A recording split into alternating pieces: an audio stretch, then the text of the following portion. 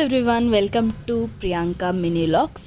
ಊರಲ್ಲಿ ಹಬ್ಬ ಇತ್ತು ಅಂತ ಹೇಳಿ ದೇವರಿಗೆ ತಂಬಿಟ್ಟನ್ನ ಮಾಡಿದ್ರು, ಹಾಗೆ ನಮಗೆ ಕೂಡ ತಂಬಿಟ್ಟನ್ನ ಕೊಟ್ಟು ಕಳಿಸಿದ್ರು.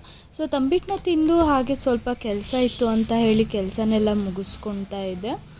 ಕೆಲಸ ಎಲ್ಲ ಮುಗ್ದಿದ್ದಾದಮೇಲೆ ಮಧ್ಯಾಹ್ನ ಊಟಕ್ಕೆ ಉಪ್ಸಾರನ್ನ ಮಾಡ್ಕೊಳ್ಳೋಣ ಅಂತ ಹೇಳಿ ನಾನಿವತ್ತು ಹುರಿದವರೆಕಾಳು ಉಪ್ಸಾರನ್ನ ಮಾಡ್ಕೊತಾ ಇದ್ದೀನಿ. ಅದನ್ನು ಮಾಡ್ಕೊಳ್ಳೋದಕ್ಕೆ ಮೊದಲಿಗೆ ಹುರಿದವರೆಕಾಳನ್ನ ನೀಟಾಗಿ ಹುರ್ಕೊಂಡಿದ್ದ ಆದಮೇಲೆ ಅದನ್ನು ನೀಟಾಗಿ ತೊಳ್ಕೊಳ್ಳಿ.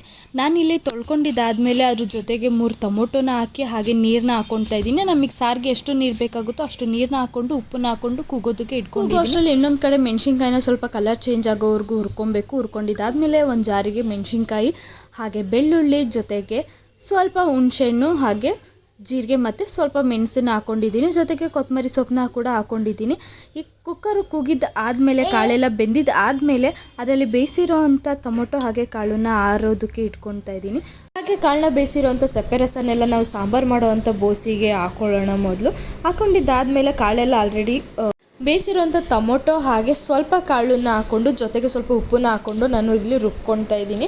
ಇದನ್ನು ಸ್ವಲ್ಪ ಸ್ಮೂತಾಗಿ ರುಬ್ಕೊಳ್ಳಿ, ಯಾಕಂದರೆ ಮೆಣಸಿನ್ಕಾಯಿ ಎಲ್ಲ ಸಣ್ಣಗಾಗಬೇಕಲ್ವ, ಅದಕ್ಕೋಸ್ಕರ. ಅದಾದಮೇಲೆ ಮಿಕ್ಕಿರೋಂಥ ಕಾಳನ್ನೆಲ್ಲ ಹಾಕ್ಕೊಂಡು ರುಬ್ಕೊಂಡಿದ್ದೀನಿ. ಇದನ್ನು ಸ್ವಲ್ಪ ತರಿಯಾಗಿ ರುಬ್ಕೊಂಡು ಆಗಲೇ ಬಸ್ತಿ ಇಟ್ಕೊಂಡಿರೋಂಥ ಸಪ್ಪೆ ರಸಕ್ಕೆ ಹಾಕಿ ಬೇಯಿಸ್ಕೊಂಡ್ರೆ ಸಾಂಬಾರು ರೆಡಿ ಆಗುತ್ತೆ. ಹಾಗೆ ಇವತ್ತು ಶುಕ್ರವಾರ ಆಗಿರೋದ್ರಿಂದ ಪೂಜೆನೂ ಕೂಡ ಮಾಡಿಕೊಂಡೆ. ಇದಾಗಿತ್ತು ಇವತ್ತಿನ ನನ್ನ ಮಿನಿ ಲಾಗ್. ಸೊ ನೆಕ್ಸ್ಟ್ ವೀಡಿಯೋದಲ್ಲಿ ಸಿಗೋಣ. Thank you.